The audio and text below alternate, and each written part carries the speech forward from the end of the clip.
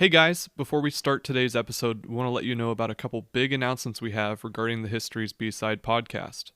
First, we've finally launched our own website, historiesbside.com, where you can listen to episodes, find out more about us and the show, and become a member and get access to some really great perks. All that information is available on historiesbside.com. Second, we have our new merch shop. That link is also available on our website. And there's great stuff for men, women, children, and even dogs. And everything on there is 15% off now until March 5th. So take advantage and rep your favorite history podcast with some History's B-Side swag. And finally, we were invited to participate in the Youngstown State University History Across the Humanities Conference happening later this week, Thursday, February 24th, from 10:15 to 11 a.m. So if you want to learn more about that conference or watch online, you can visit the YSU History Department's website and find more information there. Thank you so much for being a part of this. We're really excited for all these big things coming to History's B-Side. And now, we'll get into today's episode.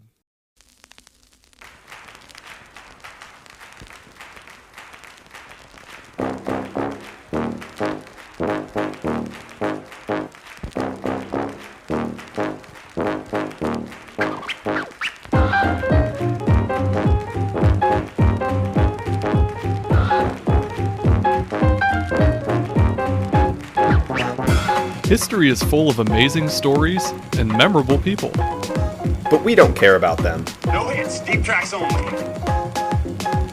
Some of the most influential people in the world have been completely overlooked or just plain forgotten. We're digging deep into the history books to bring you their stories. I'm Phil. And I'm Matt. We're not historians. We're just two guys who enjoy a great story and plenty of laughs. This is History's B-Side.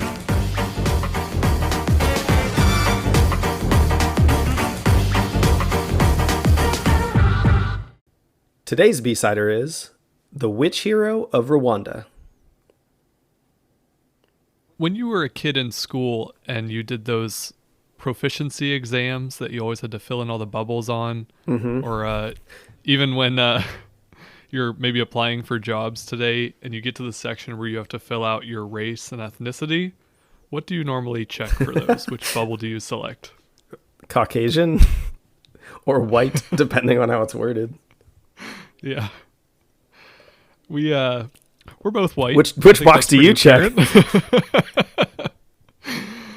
So we're probably not necessarily the best people to talk about race and kind of the effects of that, but I've noticed that it's something that has come up a lot on our episodes, particularly in the last couple of weeks. I mean, just last week we talked about some of the racial themes in Stephen Foster's music, and then we talked about the KKK the week before that, and it's just been kind of a running theme pretty much in the year that we've been doing these episodes. It's almost as though you can't talk about history without discussing race. I mean, especially American history, it's such a big part of, but world history too. I mean, we've probably focused in on the American history because that's what we know more about. Like, we're taught that in school and it's our own history. But I mean, race was a big part of World War II and the Holocaust. Like, it wasn't specifically Jews. Like, it had to deal with kind of the racial aspect of it as well. But all throughout history, race has kind of played a big role in societal behaviors and kind of the way certain groups of people are treated and the way certain groups of people come into power. So I thought we could kind of talk about that at the start of this episode, is just this idea of race and what it really means. Is it even real? Right. And I kind of wanted to get your thoughts on that as well. Yeah. I mean, when you ask, is it real? What do you mean? I mean, I've heard, obviously, like, it's pretty, in some cases, I should say, it's pretty easy to look at someone and identify their race. Mm-hmm. But I think there's a lot of scholars and maybe anthropologists that would kind of say that race is kind of a made-up thing. Like, you wouldn't look at someone who's a different race than you and immediately say that they're a different type of human, that we're all still human. Right. So, like, while there is race as far as I mean, maybe how we identify skin color or certain other very minor, not as noticeable physical aspects. Like, is race does it make people different? Like, why is race play such a big role in society? Yeah. I mean, I think as human beings, like the way our brains work, we do categorize things, even things that don't necessarily need to be categorized. Our brains are very good at organizing information, especially visual information. So even if you had, a whole bunch of different apples, we would be able to organize them by their appearance, right? Like, and we could do this with any metric, whether it's race or height or, even weight or, hair color. And I think, I read a couple articles about research that's done around this in preparation for this conversation. And that seemed like scientists and researchers, like you mentioned, anthropologists, seem to look at the idea of race as like a useful tool in the same way that organizing any piece of information by a certain metric is a useful tool, but it's a really bad way to describe a group of people. Does that make sense? Generalization? Right. Like, I think I feel like, genetically and ancestry wise, it's all just a spectrum based on geographic location. And, that's why there are those differences that you said you could point out. Like, you could look at a person and be like, oh yes, he's white, he's black, she's Asian, and see that visually. But those are geographic differences over millennia as far as the genetic, backdrop is concerned. And so while it's useful and convenient to organize people into appearance-based sections, it can be really misleading. And you see that with like eugenics and, the ideas during the pre-Civil War United States, and even, well beyond the Civil War, that, black people were a certain way because of their brain size, or they were more prone to aggression. And these ideas aren't necessarily backed up by any sort of genetic science, genetic evidence. So do you think using race or ethnicity or any of these other kind of like physical characteristics, I guess, is that inherently bad to classify people in such a way? I don't know that it's inherently bad, but I think you have to be really careful with it if you're going to make it good. If you're going to use it in a good way. I try to remove the race part of it in my head, to think about it more logically and think about a different physical characteristic that's, apparent on people. And so I guess the way I look at it is height. And I can't think of a good, like, unless you're doing something like trying to organize people based on how well they'd be at, I don't know, reaching something that was a certain, well, tall people are inherently better than short people at reaching stuff. No, just in general. But, right, like there's examples where you can't really use one metric like that to measure how somebody does. You couldn't look at a person's height and decide how well they're going to do on a math exam, or even how good they would be at basketball. There's tall people that are bad at basketball, and there's short people that are good at it. Now, if there's a tall person and a short person that are equally good at basketball, I feel like the tall person would obviously have the advantage. But I think to take any one metric and try to make generalized assumptions about anybody isn't necessarily bad. I guess you need poor intention for it to be bad, but it's certainly ineffective and a poor way to organize information. I think it's interesting though, because I mean, just using the height example, there are certain social reactions, I think, that people have to things that they maybe don't even notice. Like, I think there's studies that show that I don't want to throw a number out that's totally inaccurate, but a large majority of American presidential elections, the taller candidate wins. Right. And that's just like, that clearly has nothing to do with, necessarily leadership ability, but it's something that happens. And I don't know if that's like correlation or just coincidence, but Well, I think it is interesting that you have those kind of like patterns and biases that come out from physical characteristics. right. I mean, I think that's because we are, we are very perceptive creatures and we notice little differences, and that's how our brains work. Like I said, we organize information categorically in order to understand it better very quickly. And at least like in the example you gave, I would argue that even if you took out the visual aspect, like, let's say both candidates are on TV all the time with the same amount of their body showing and nobody ever knows their height, I still think because of the, cultural perceptions we have, the taller person would come across as more confident, inherent, like just because he knows he's taller and the shorter one knows he's shorter. And there's, even if they're very good at hiding that, I think some of that non-verbal attitude or emotion does come across. So you think there's some of, how do I phrase this the right way?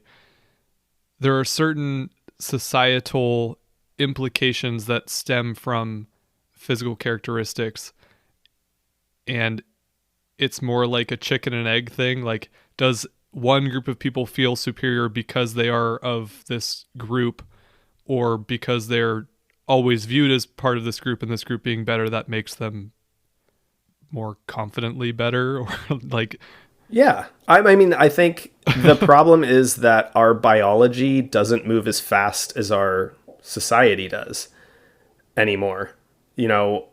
At one point in time as a human being, taller people were better. They were better at hunting. They were better at avoiding attack from animals and other people. But now, in 21st century society, athleticism isn't necessarily as important to survival.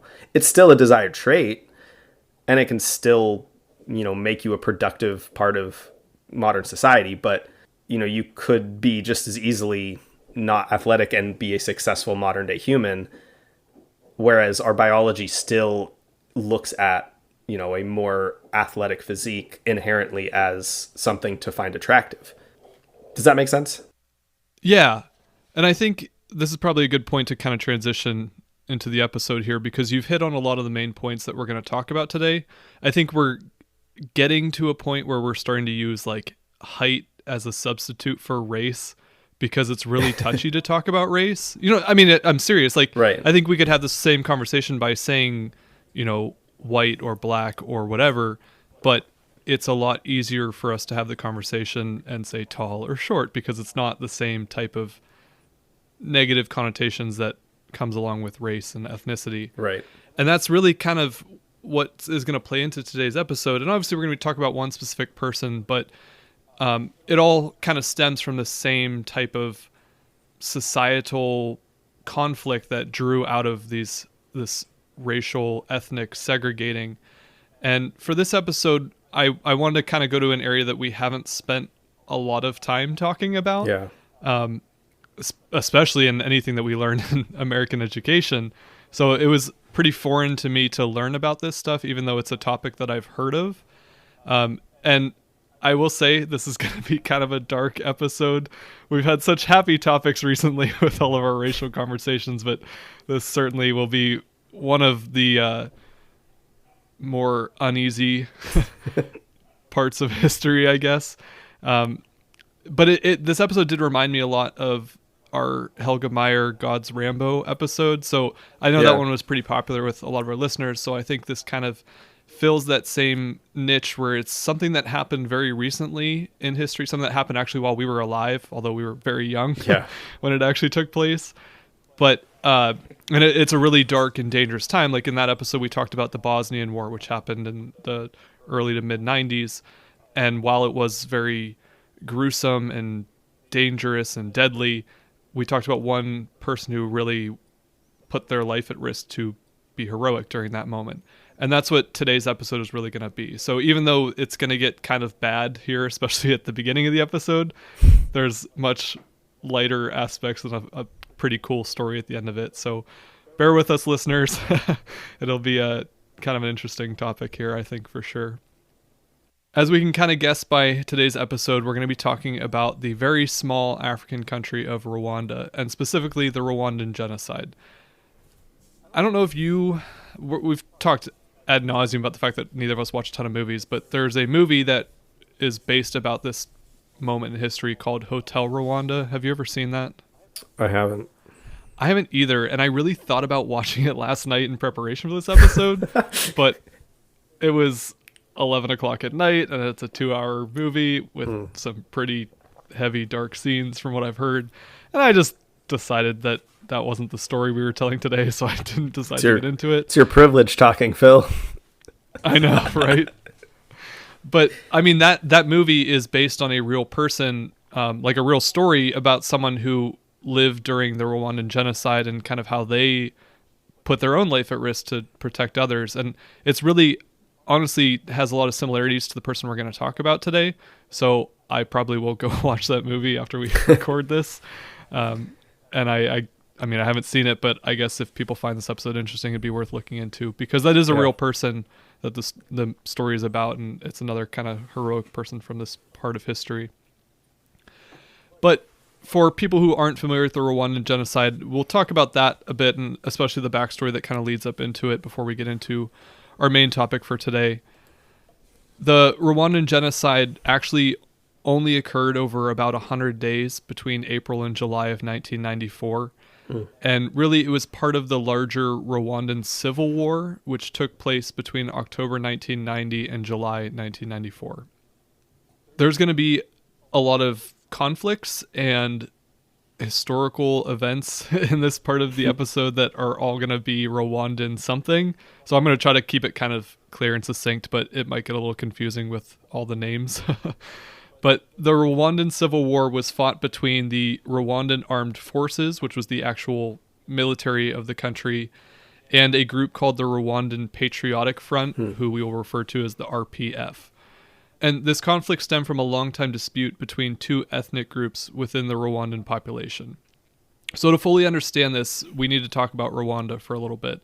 And a little, I guess, inside info here. When I research episodes, I try to do the biography first, like the actual profile person that we're going to talk about, and then get into like the larger story for the first half. So I research the second half of the episode first and then do the first half. But I was reading about this person. I was so confused reading her story, because there's these two sides that are at conflict throughout the entire moment in history here. Yeah. So I had to go back and read just tons of Rwandan history to kind of get myself understanding of the situation. Had to actually do this one almost chronologically.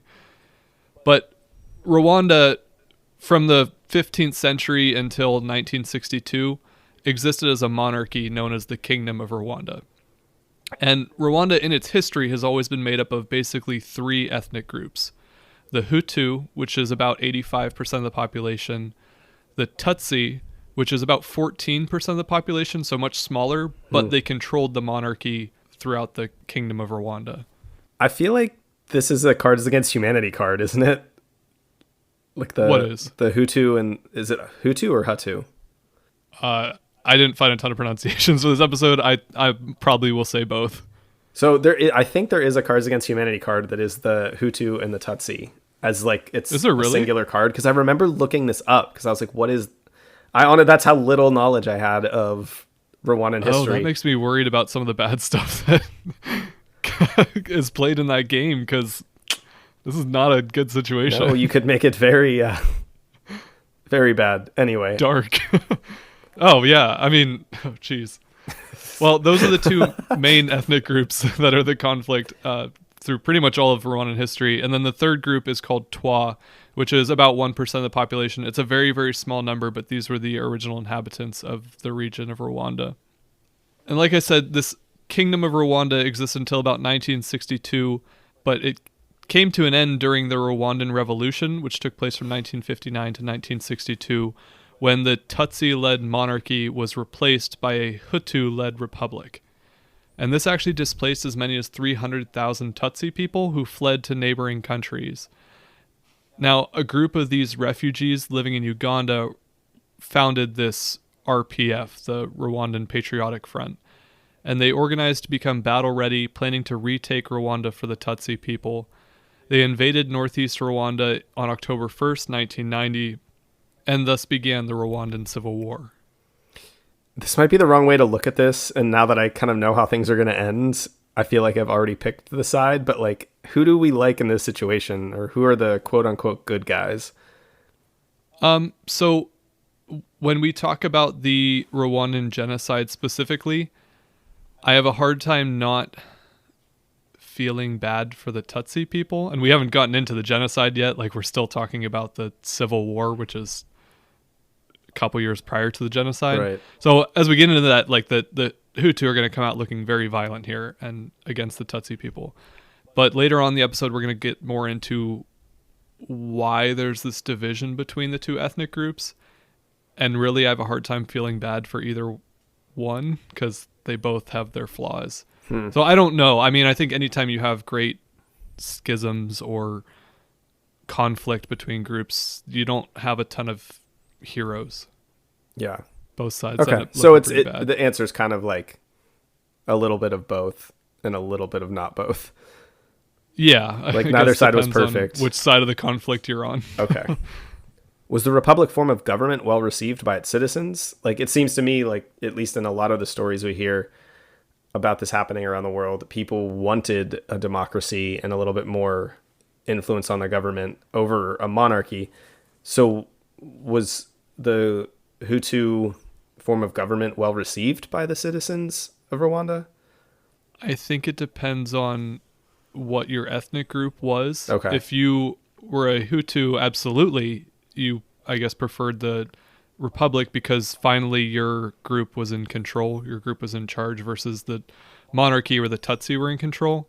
Whereas if you're a Tutsi and now your monarchy has been overthrown and you're kind Gotcha. of being exiled from the country, you're not real big on that. So probably the majority of the population, since the Hutu made up 85% Yeah. of the I mean, population. that's a huge majority.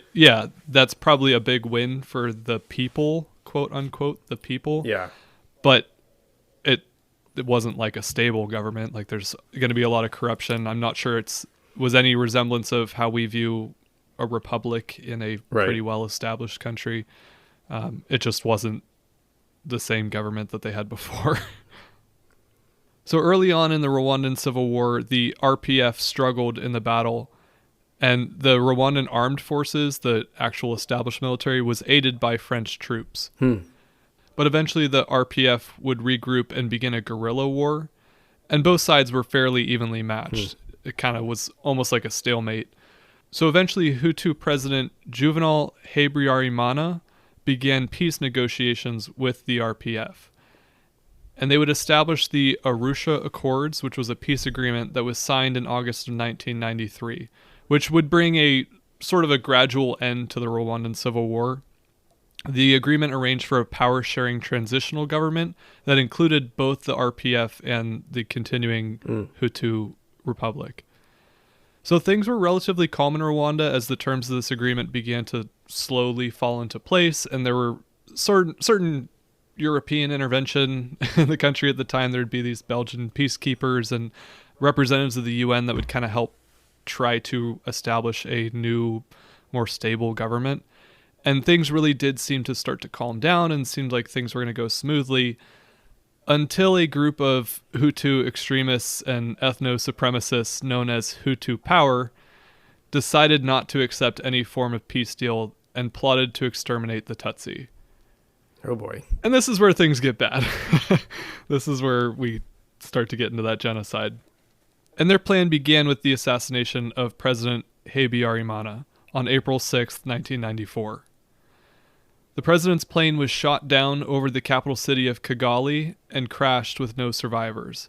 Now, both sides blame each other for the assassination, and while it hasn't been conclusively determined who's responsible, it can be reasonably assumed that this assassination was organized by Hutu Power. Wasn't he a Hutu president? Like, why would they kill their own president? Unless was this like a strategy to get him out of the way so they could pursue their more radical agenda? Yeah, so he was a Hutu president. Like I said, it was a Hutu-led republic, so anyone that would have been in power would have been a Hutu.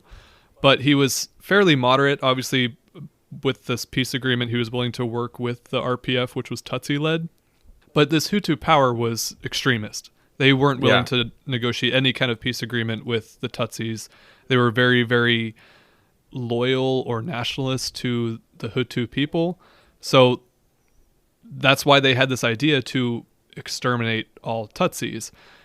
So this idea of killing a president, even though he was of their ethnic group, was a way to kind of reignite the conflict of the Rwandan Civil War. It was starting to kind of settle down and almost be over, but it gave them an opportunity to take control of the country and kind of begin their plan for Tutsi extermination. Within an hour of the plane crash, members of the Rwandan armed forces and Hutu militia groups set up roadblocks and barricades and began slaughtering Tutsi and moderate Hutu en masse. Their first victims included the moderate Hutu prime minister, which allowed the Hutu power to establish an extremist interim government, and they also killed a group of Belgian peacekeepers, which led to European troops pulling out of the conflict and the UN directing a hands-off approach for the remainder of the genocide. So this is pretty wild. They're killing like Hutu people. Yeah. I mean, anyone that doesn't agree with their agenda. Yeah. The killings quickly turned to civilians and spread from Kigali through the rest of Rwanda. Local officials who resisted the Hutu forces were removed from their positions and sometimes killed themselves. Officials who participated in the killings were rewarded with food, drink, drugs, and money. Checkpoints were established to screen identification cards, which included ethnic classifications, so Tutsi could be easily identified and systematically killed. Dang. Government-sponsored radio stations called on Hutu civilians to rape, maim, and kill their Tutsi neighbors, sometimes recruiting and arming them with machetes, clubs, and other weapons. Jesus. Scholarly estimates place the number of deaths during these 3 months of the Rwandan genocide at between 500,000 and 800,000 people. These deaths were mostly Tutsi civilians, but they also included some moderate Hutu and Twa people. And I mentioned the Twa, they were a very small population to begin with, but almost a third of their people were killed during the massacre, even despite not being directly targeted themselves. Another big component of the Rwandan genocide was sexual violence. And I didn't really want to get too into this because that's, I think, one of the more graphic aspects of all this, and it is kind of a hard subject to talk about. So I think if we can just summarize it quickly, it kind of gives people the idea of how bad this actually was. Yeah. But some of the more crazy things I read on it was that Hutu extremists released hundreds of AIDS patients from hospitals to form what they called rape squads, with the aim of causing a slow, inexorable death for their Tutsi victims. And it's estimated that between 250,000 and 500,000 women were raped during this time. And of course, not surprisingly, genital mutilation occurred to both male and female victims. In the aftermath of the genocide, the United Nations and certain countries, including the United States, the United Kingdom, and Belgium, were criticized for their inaction. And in December of 2017, media reports revealed that the government of France had allegedly continued to support the Hutu government even after the genocide had begun. Woof. Oh, man. So, like, it's crazy to me that we didn't learn about this at all. Like, I did we cover this in school? Do you remember covering this in school? I am familiar with the Rwandan genocide as like a concept. Like, it's something that I know happened. I don't think I ever understood how bad it was, and not just in sheer numbers, like how quickly all this happened. Yeah. Like, I was trying to just think, like, comprehend this as I was reading through it, and all this took place over 100 days. And that's literally 100 days, including eventually the RPF regrouping and overthrowing the Hutu power to finally reestablish themselves in the country and end the civil war. But even if it was just steady killing throughout the 100 days, that's still 5,000 people being killed a day at a minimum. Like, that's the bottom end of that range, is 5,000 people being killed a day in a very small country. Like, Rwanda is, take a look at a map of Africa. It's right pretty much in the middle, and it's a pretty small little country there. So it's crazy to me how bad this really was. And it's something that, because it didn't happen in a major world power, we're just not that familiar with it. Yeah, I mean, this is crazy that, I mean, it's, I think, easily as horrific, not in number, but in it's the style of it, as horrific as the Holocaust. And I didn't, in school at least, learn much about this at all. The only reason I knew of it as a concept is because, in the days before, modern woke culture, that was the woke thing to say. It was like, oh, where there's, genocide happening in Rwanda that nobody talks about. And I remember that being like a phrase people threw around. And I don't know that I learned anything about it until well into college. It also just baffles me how quickly people turned. Like, it took almost nothing for these people to start attacking their neighbors and their friends, and in some cases even like their spouses. If there was marriages between Hutu and Tutsi people, like the entire country just turned on the Tutsi people immediately and was on board to kill as many people as they could as quickly as they could. It was crazy to read about. Do you know why? I almost feel like even what I said just didn't do justice to it. I don't know. I mean, it's almost like one of those things that is just hard to comprehend without being in the moment and the experience of it. Like, mob theory is a real thing. Yeah. And it's just very quickly, the country's descended into chaos when the president is assassinated. A new, very aggressive, very extremist government takes control very quickly and just starts killing people. And it's almost people go into survival mode, and that's what they had to do to not be killed themselves. Yeah. So it was a tough start to this episode. I mean, I think that's the worst of it. I mean, obviously, it's a very difficult moment in history to learn about, but it's real history. It's something that really happened. But fortunately, we're going to get into a little bit happier story in the second half of our episode here. We're going to talk about a woman who lived through the genocide, lived through a century of violence in Rwanda, and kind of came out the other end of it as a pretty positive light in a dark spot. So before we get into that, we're going to take a quick break, and we will be right back.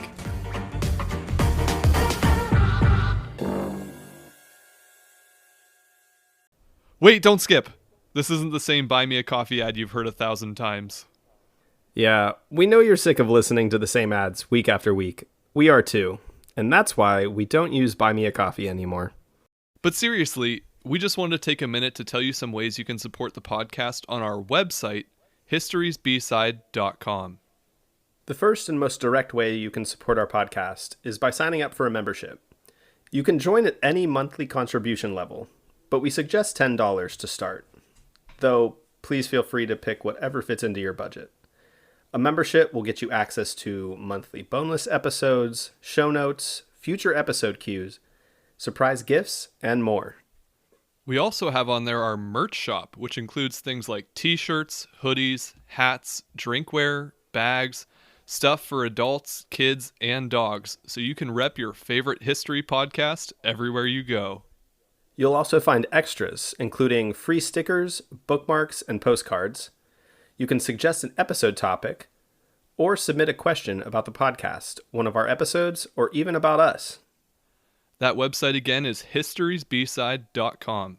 And now, back to the episode.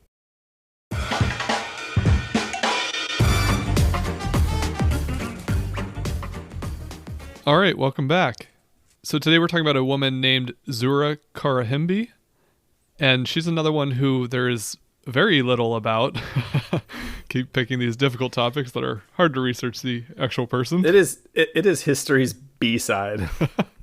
I did find a couple of obituaries about her, which was actually kind of cool because she died very recently. Obviously we're talking about something that happened in the 90s. So you'd think there'd be more about her, except that she's from a fairly small, obscure country and doesn't have a lot of like recorded history because she's not like a world leader or anything like that. But I just thought her story was really cool and pretty unique, and especially in such a pretty dark time in history, she definitely was someone that is worth knowing and worth talking about, and kind of did the right things when it would have been pretty easy not to. So I don't have a ton about her like early life or anything, but we'll talk about her story a bit, and we'll probably talk a little bit more about Rwandan history specifically as well. According to her Rwandan ID card, Zura Karahimbi was born in 1925. but it's possible that she may have been born around 1909. There's not really like clear outline of her life, but a lot of people or a lot of recorded history say that she lived to be over 100 years old, which is kind of why there's that confusion. But her ID card said that she was born in 1925, so take that for what you will. She was from the village of Musamo in the Ruhango district, which is about an hour east of the Rwandan capital of Kigali. And she came from a family of healers, quote unquote healers. Essentially, these would be like unlicensed doctors who practice the art of healing through traditional medicine, herbal remedies, and psychologically guiding the thoughts, feelings, and behaviors of their patients. So kind of, I don't know, something that we would, what's the term we use for that kind of thing right now? I think alternative medicine? Naturopathic medicine. Naturopathic medicine is, I think, a blend of what you just described and actual medicine. Okay. Like scientifically based medicine. But yeah, I think alternative medicine would probably be a good stand-in for this. I think I've made jokes on other episodes about like essential oils people, and that's what it makes me think of, although I don't think that's what she was actually doing. Actually, when I was trying to find one of your quiz questions, the author of the article that I was reading actually referenced multi-level marketing essential oil companies as like the antithesis to what this is supposed to be, where it's not supposed to be like this giant hoax. It's a blended... This is like real. I mean, yeah, I think a lot of this could. It depends on how you look at it. And that was the kind of the message that they were giving, is some of these healers now, even in countries that don't have a lot of, licensed doctors, are used by the UN to distribute actual real medicine and vaccines. Like there might be people right now who are healers technically that are, giving the COVID vaccine, because for their small community, they are the doctor. Isn't that what Aaron Rodgers did? He was immunized by a witch doctor. I don't even know what the word he used. Yeah. Whatever he told Joe Rogan. Oh boy. So when I was reading the definition there and it mentioned traditional medicine, my brain took traditional medicine to mean like doctors and science, but traditional medicine is actually indigenous or folk knowledge of medical theories, beliefs, experiences that are kind of specific to culture regions. Yeah. So it's not that, go see the doctor. It would be this kind of sort of home remedies, but also things that have been kind of passed down generationally of what we understand medicine to be in generally lesser developed areas, regions. So naturally, with her family kind of having this background, Zura became a healer herself, and she developed a reputation for having magical powers with this ability to heal. Now, she was actually of the Hutu ethnic group, and this is the part where I want to get even deeper into Rwandan history to kind of explain the ethnic groups and how they really come into play in Rwanda. Yeah. Like, obviously, we talked about all the violence that stemmed from it before, and this, I don't think we're going to talk too much about violence in this sense, but we will talk about why there is such division between the ethnic groups and how they kind of came to be in the places that they are in Rwanda that led to the violence. So Rwanda has a long history prior to European involvement in Africa, and all three of the ethnic groups that we mentioned predate European colonization. Oral histories place Rwandan civilizations back almost 10,000 years ago in the Neolithic period. So think like, what were we talking about? The Clovis people. A couple weeks ago, the Clovis people. Yeah, except we're not in America now, we're in Central Africa. There were these civilizations that were starting to establish, and that's really where this first group, the Twa, that's when they kind of first established themselves in this region. And the Twa were a group of pygmy forest hunter-gatherers. And like I said earlier, they were the original inhabitants of the region. And what that means is like the pygmy forest hunter-gatherers, they were very small. So small stature people. And the way that I kind of was visualizing this ethnic arrangement in my head is how we think of, I guess, Native Americans in our culture. Sure. Is that they were like the original inhabitants and they're still here and like they're still a part of society, but they're also not like really one of the major players.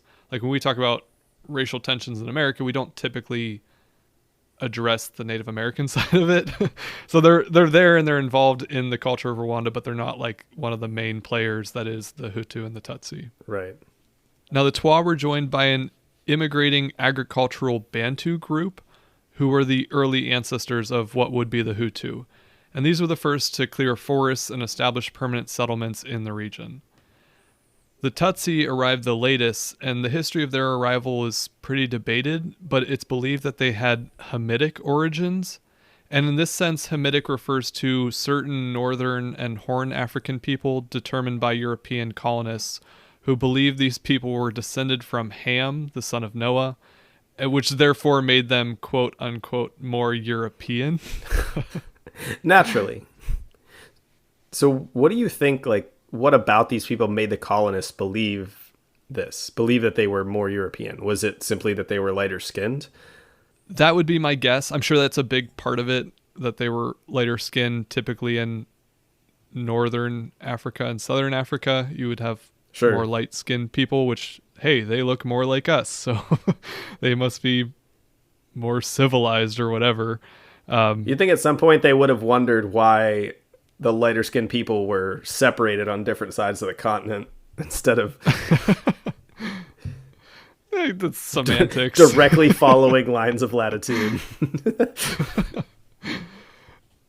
No, I mean, the whole, I haven't read a ton into this whole Hamitic origins thing, but I'm sure it stems from some long-term racism that still exists in establishing these ethnic groups. Anyway, the Tutsi people, when they came to this region, they brought with them livestock and had some other modern technologies. So they were the newest of the ethnic groups, but all three of them were in existence in Rwanda for years and years and centuries and well beyond. Now we'll skip way ahead in history to when the first Europeans arrived on scene, which were actually the Germans in the very late 1800s. The Germans actually controlled much of East Africa, bringing with them colonization, missionaries, and war that we're familiar with existing in Africa at this time period. They also began to implement a class system based on race, typical for Europeans. They believed that the Tutsi people were, quote, racially superior because of these Hamitic origins, and they put them in positions of ruling power over the region. The Hutu were generally in the much poorer classes of people, so they would be kind of like the working class underneath the Tutsi people. Gotcha. So really, like I asked earlier, who are the good guys in the situation? If I reframe that question and ask who are the bad guys, the answer is the Europeans. I mean, I'm not going to sit here and say that there was never, like, it was a peaceful land flowing with milk and honey prior to European arrival. I'm sure there was conflict. Yeah, certainly. European colonization of Africa did not keep things super smooth and friendly all the time. That's a brand new concept. Europeans not helping situations. So following World War I, Germany was forced to give up all of their African colonies, and Rwanda was gifted to the Belgians to oversee. Naturally, they couldn't just let them be free. They had to give them to another European power. Here, you guys keep after these ones. We're done managing Rwanda. The Belgians kept the class structure that was already in place in the region, which further emphasized the Tutsi power as the Belgians attempted to make the region economically profitable through forced labor for their agricultural crops, which was mainly coffee. So is this essentially slave labor? I don't know if slave labor is the right way to describe it, because I don't know that like the Tutsi-Hutu relationship would have been slavery. But certainly it would be like a class system where the Hutu were the ones who were working the fields. Is that the right way to describe it? Yeah, I mean, but I mean, it would be like the Hutu were doing all the manual work while the Tutsi were kind of overseeing or in charge. And the Belgians were cashing the checks. Exactly. Okay. That's, I guess, really where I was trying to get, was that as recently as post-World War I, Belgium was profiting off of forced labor, which is surprising to me for some reason. I don't know why, but... That's also not to say that, like, slavery was happening at this time period. So, like, some of the racial division, I don't know how specifically in Rwanda, but in, like, these regions in Africa, like, the European powers and even some of the wealthier local powers like probably groups like the Tutsis would have been facilitating slave trade, just not necessarily in Africa. Like the people who were in positions of power in the region were probably a little bit more likely to not be sold into slavery or become part of the slave trade because they were seen as, higher class and a better, quote unquote, better group of people. Yeah. And then we get into things like the eugenics movement, which was thriving in Europe and the United States. And this really helped to drive the wedge even further between the Tutsi and the Hutu. The Belgians determined that the Tutsi had larger heads, which of course meant bigger brains. Sure. They had lighter skin, they were taller, and all of this must have meant that they had Caucasian ancestry and were therefore superior to the Hutu. I'm just sitting here like, the larger heads and lighter skin thing I get, but like, how are the Caucasians going to argue that being taller was like their thing?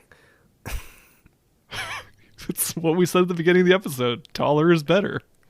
Well, right. I guess what I'm saying is, if taller is better, why were the Europeans assuming that they were the ones that got to claim the taller characteristic?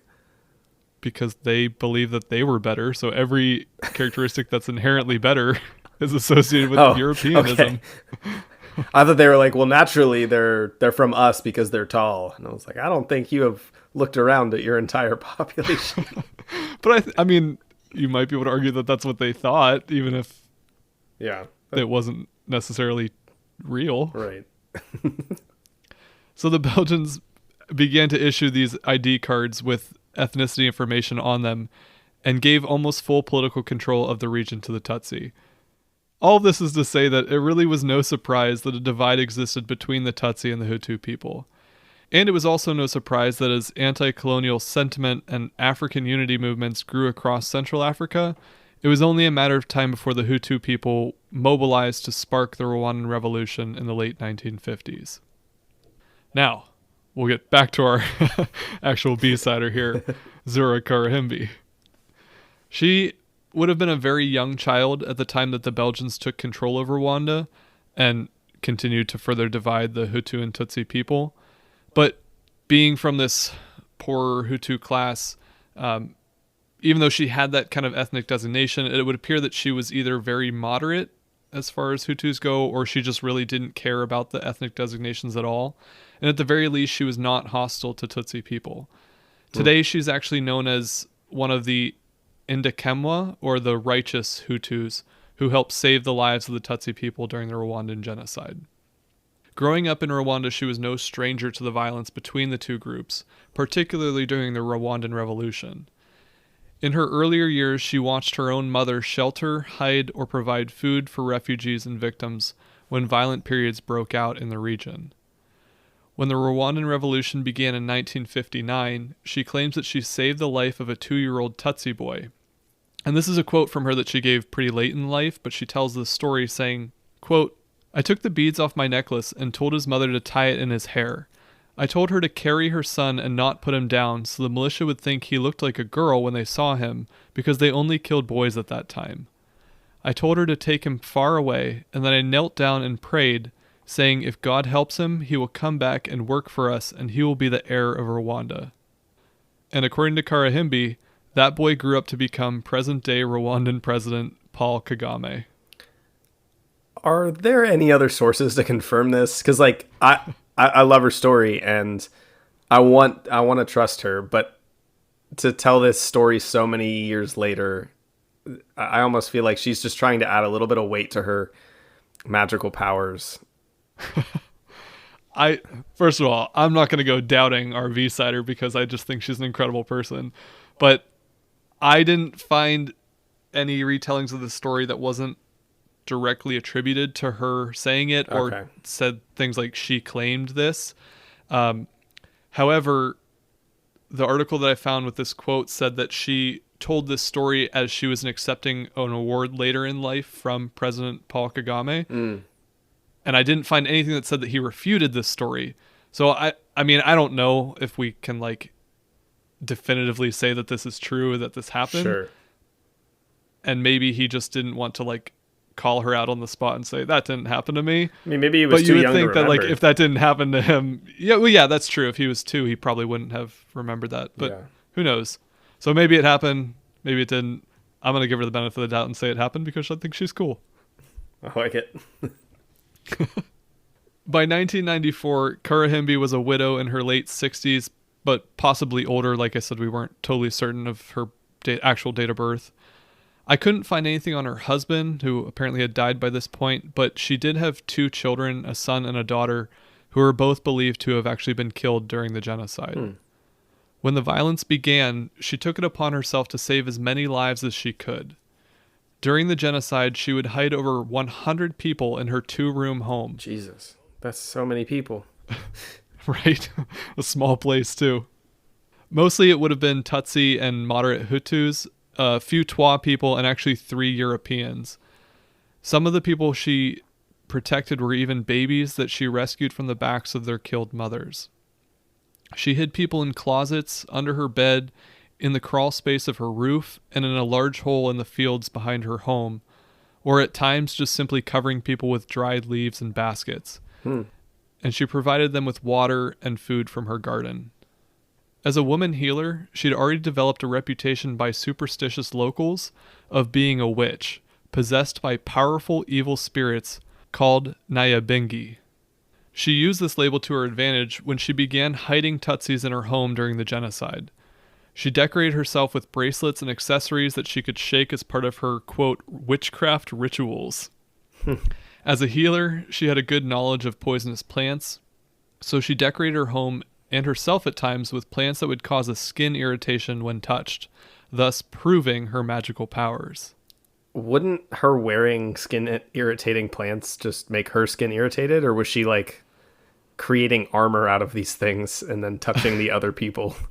I thought that too. So I mean, I don't know the logistics, I guess, but I would maybe guess that she wore clothing underneath it so that it wasn't directly touching her, or maybe that she was accustomed to dealing with these kinds of plants already, so she was maybe a little immune to it, or that just she, I don't know, was able to do it in a way that she wasn't touching it directly.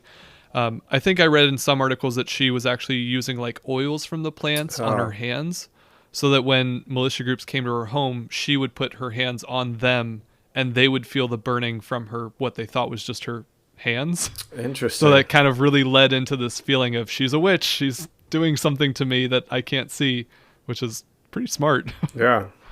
When Hutu militias would come knocking at her door, she warned them that they might be attacked by the evil spirits in her home.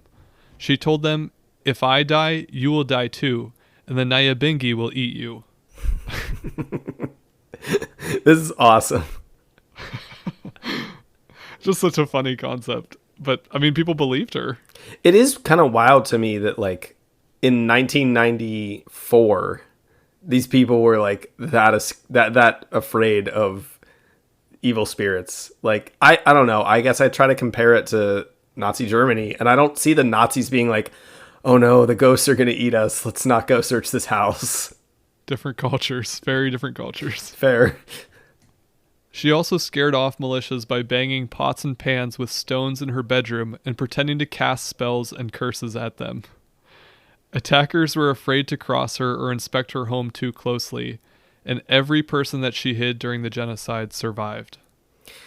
I told my dad once that if I was ever threatened with a physical fight, that my strategy was going to be to act crazy, like a lunatic person, in order to scare off my attacker. And this makes me feel like that might actually work. So you've never put this plan into action? No, I've never actually tried it, but like truly, if I was actually being physically threatened with my life, I feel like my best chance for survival would be to act out of my mind and to do some of the same stuff, like to scream at them and yell nonsense thing. Not that anything she's doing is nonsense necessarily, but I mean, spirits will eat you. She's running around banging pots and pans and casting spells and curses at them. And like, it warms my heart to know that this has worked for people against militias. She really, I mean, it's kind of a small story, but she's one of my favorite people that I've read about because it's just such a cool, like, little thing that saved tons of lives. And happened very recently too. Or maybe she actually had magical powers, and if I ever try that, I'm just going to get beat up. Because I don't have the powers That's to back true. it If up. you're going to claim to have magical powers, you got to back it up in some sense. At least she was like burning people with plants. Nor do I wear poison ivy on my clothing. Maybe you should start. Maybe. I don't think that'll help my dating life.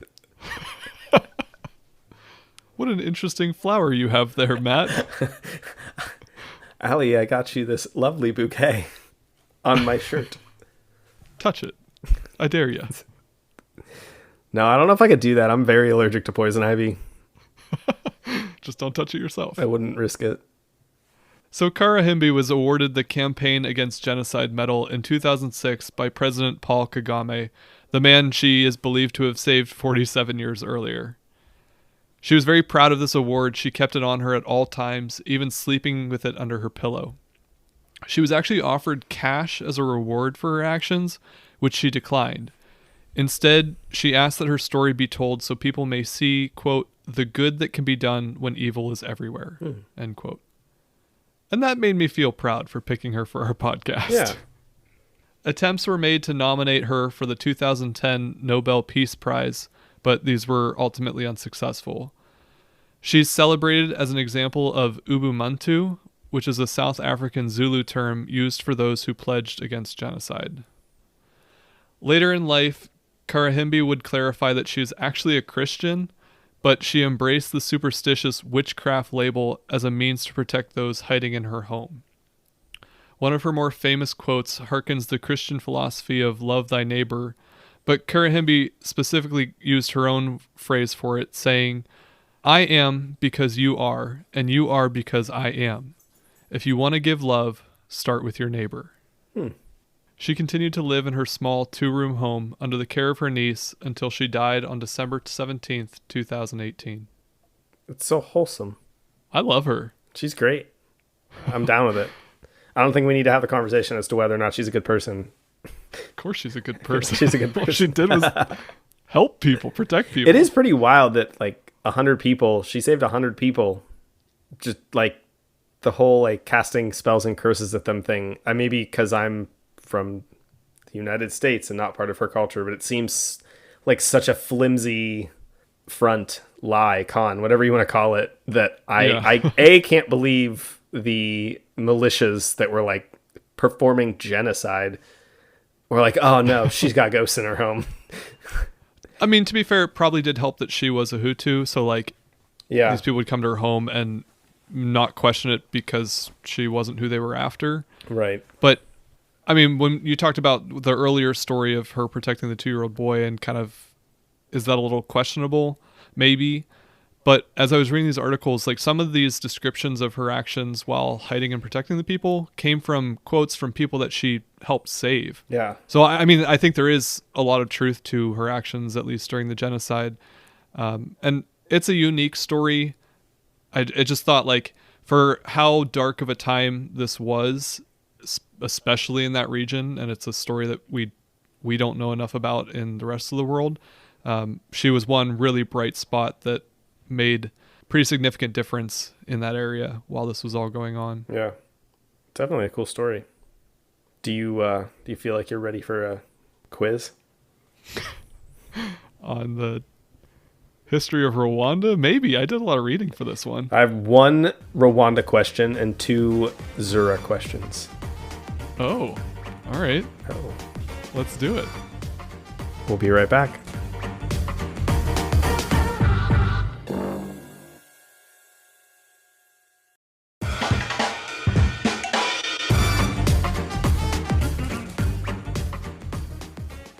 All right, welcome back. As many of you know, we like to end every episode with a short quiz for our host to test his knowledge and how well he studied his topic, as well as to give our listeners a chance to test their own history knowledge. Do you think you're well prepared, Phil? Probably not. I mean, some of these topics, I feel like I have a base knowledge to guess on, and this is one that I do not. I think everything I read, I tried to put in the episode, short of maybe a couple things here and there. I'm really curious that you said you had 2 questions about specifically Zura Karahimbi. So Well, I want to know what I missed. I feel like for a while there, I was kind of being pretty lax with how much my questions focused on the topic itself. And I was just asking questions about the things around it because it was a bit easier to find quiz questions about the general historical event rather than the person. But so you were being too easy on me? maybe I've just decided to go a little bit more focused on the topic and share more information if it exists. Though I think one of these questions is going to be fairly easy, but you didn't mention it in the episode, and I figured I'd ask it just to see. Maybe I'll get one. So we'll start with that one, I think. Give you maybe like a boost in confidence to move forward with the other two. Where specifically did Zura Karuhimbi die? Are you talking like a city or Sure. like a... If you want to give a city. Did she not die in her home? She did die in her home. That's Okay. It was kind of a trick question, but you didn't mention when we talked about her death where she died, though you right before it were talking about how she lived in her home until her death. Okay. So it was I think maybe either an obvious or really mean trick question. But you didn't fall for it. So Okay. I thought I read that she died in her home, Yeah. but I was like, not sure where you're going with that. no, she just died in her home. I thought maybe you didn't mention it in the thing, so I looked it up. And then it seemed kind of obvious, but I was like, maybe he doesn't know. No, I mean, it talked about like her house was pretty much falling apart by Yeah. the time that she died, because she was poor and like it's not like there's a lot of mobility there, but she was very attached to where she was from, and Yeah. obviously that house has some significance for a lot of people. I mean, when you're a witch, you got to stay where the good energy is, right? Yeah. The energy in the house got her through a genocide. What more do you need? For your second question, Zura was recognized by a planting of a tree to honor her in the Garden of the Righteous, which is located in what country? Bonus points if you can name the city. So glad you said country because I know it's Italy. The city is it Milan or is it there was another Italian city that was mentioned somewhere, but I'm pretty sure this one's in Milan. It is in Milan. I can't think what the other city You're correct. was though. Well, I saw a couple articles that referenced it being in Padua, Padua, that was what which I was is the province. Oh, Actually, I don't know if it's the I'm- province of Milan, but there was an article. I think it is another city, actually. Yes, it is another city. So there were articles that mentioned both, and I would have accepted both. I'm not sure where it actually is. most of the articles I read said Milan. Yeah, same here. I'm glad you asked that because I probably should have included that in the episode. Oh, I thought you would. Like, I had to go back and check to make sure you didn't, because I was like, this feels like it would have come right after the getting the medal of campaign against genocide. Yeah, I don't know if I just forgot to include that. I thought it was odd that it was in Italy though, because Yeah, same here. I don't know what the connection is, I guess. And for your third and final question, your Rwanda question. Oh boy. It's a geography question. There are 4 African countries that border Rwanda. Can you name them? Bonus points if you can name what direction each country is in. I got to think about this. So, you know that I have a world map on my wall in my living room, like a wooden cutout world map. So I was looking at it last night as I was preparing for the episode. And I know whatever the full name of it, the Republic of the Congo, Democratic Republic, People's Republic of the Congo, whatever it is to the west. That is correct. Democratic Republic of Congo. Congo. The Democratic Republic of the Congo. Not the condo. Uganda is, I think, north. That's correct. To the east is... Oh, this is terrible. I don't know African geography. It wouldn't be like Kenya, would it? It is not Kenya. Kenya is east of Uganda, Oh. but it does not touch Rwanda. I'm not going to get the other two. So to the east is Tanzania. Okay. It's actually pretty close to where I think on Hiram Maxim's episode, we talked about the first use of the Maxim gun being, I can't remember his name, but during a military campaign to the east coast of Africa near Mombasa. And so Mombasa is basically on the border between Tanzania and Kenya. It's probably why that was on my mind for the guess. Yeah. And then to the south is Burundi, which is not have gotten that. pretty much the size of Rwanda. It's about the same size. They're basically two very small countries surrounded by the DRC, Uganda, and Tanzania. But those in the coffee world might recognize that because there's several coffees that come from both Rwanda and Burundi. In fact, coffee is probably the only reason I've ever heard of Burundi.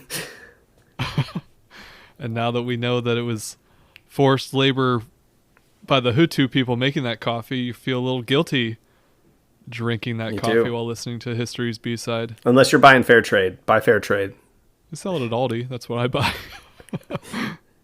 They at least make sure the farmers get their fair cut most of the time. You can only do so much living in our first world problems over here. Yeah. Well, a little bit of guilt thrown in at the end of this episode. You're welcome.